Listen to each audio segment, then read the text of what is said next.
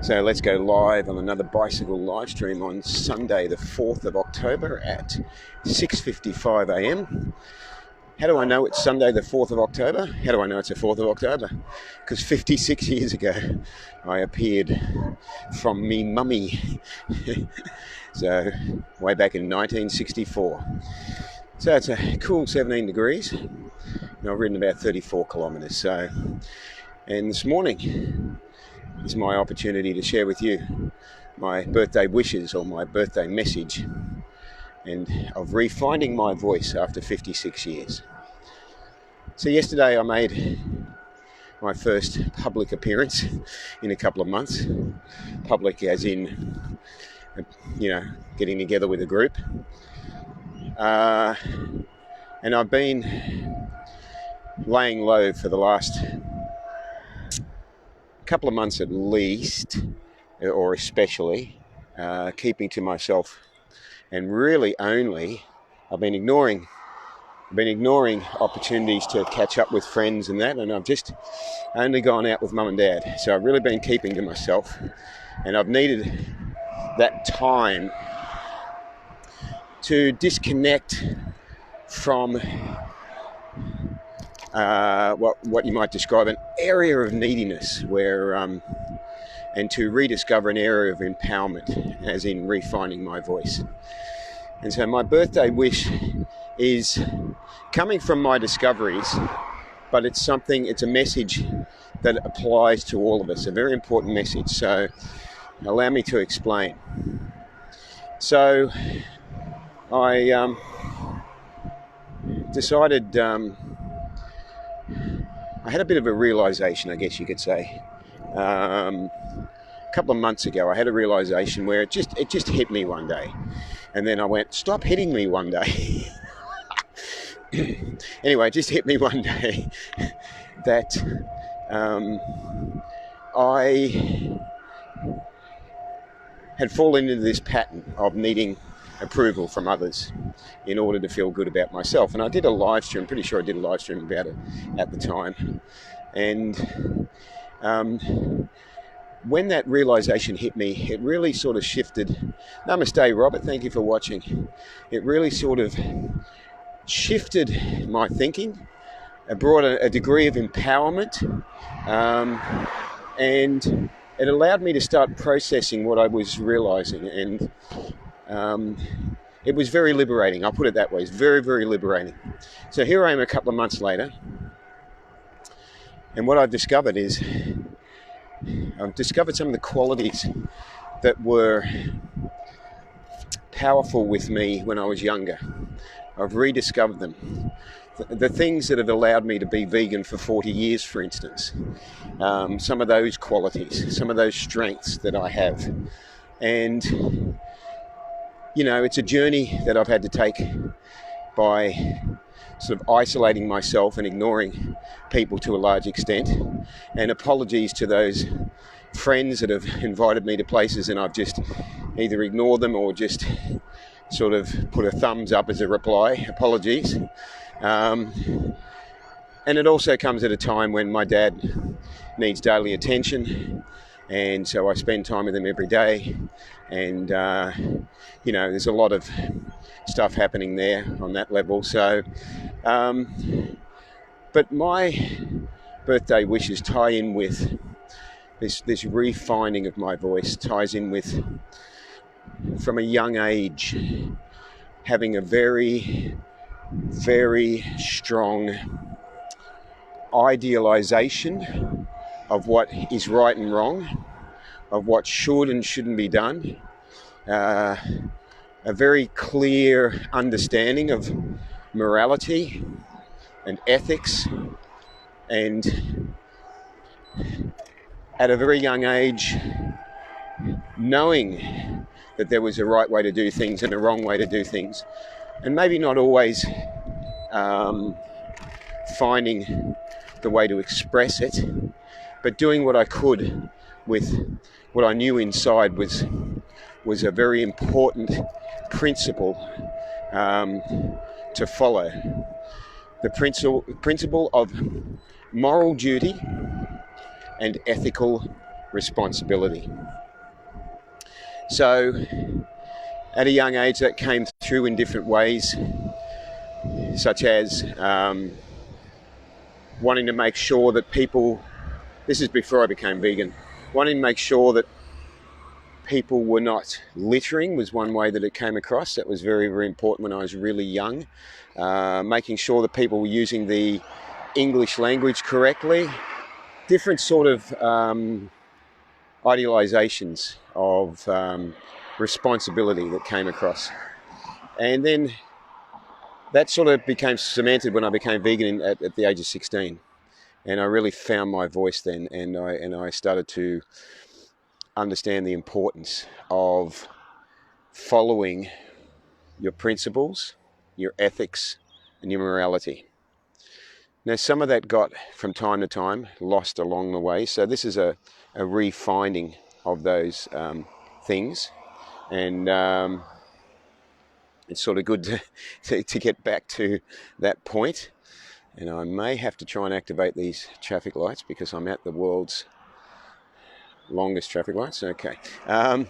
So by spending time, let's just get this happening here. By spending time by myself, I've come back to this very, very, very powerful position of not needing other people's approval. Now, when you get to that point, you stand up for the things you know that are right, and it doesn't matter if you upset other people or not. It's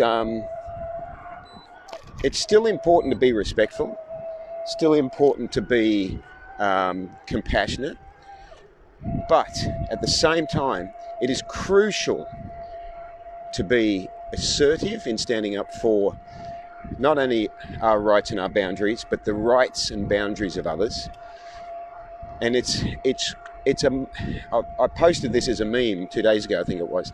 It is every person's, no, actually I'll go back to it. I said, each person has a moral duty and an ethical responsibility to shine a light on injustice and suffering that they are aware of, whether it's injustice and suffering to animals, to people, or the planet.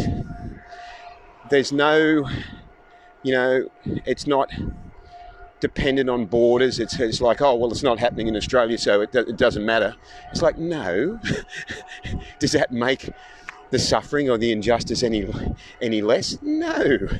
Other people I've heard say things like, well, it's stick to veganism, stick to what you know that's best, sort of thing. It's like, why? Is there any justification in not standing up for what we know is wrong?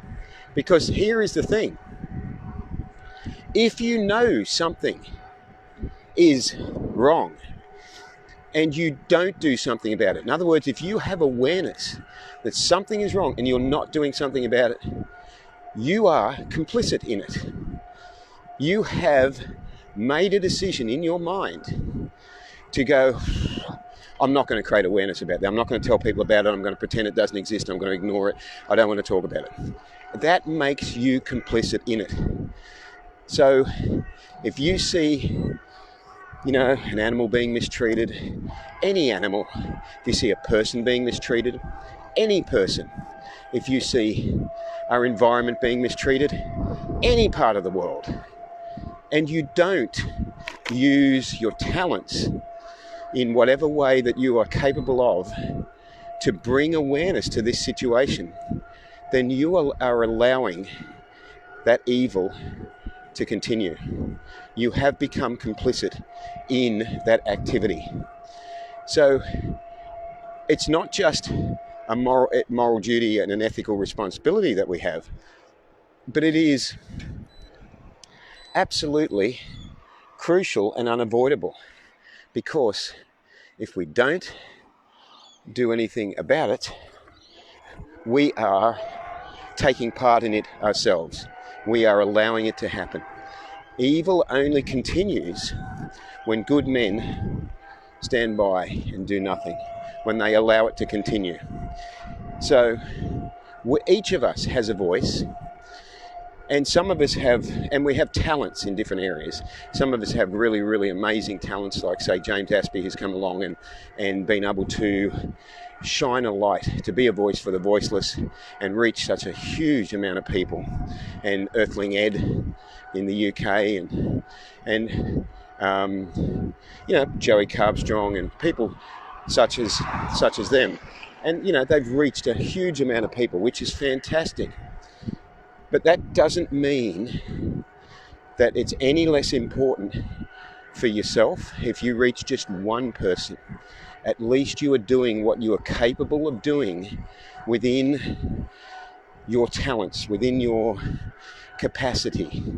And the way that you reach people is dependent on what works best for you. You may be a public speaker that can bring it out when speaking publicly. You may be somebody who's good with the written word, who can find creative ways of writing about it and presenting it in different forms of media. You may like to do videos, and so you can create videos and be creative with these videos.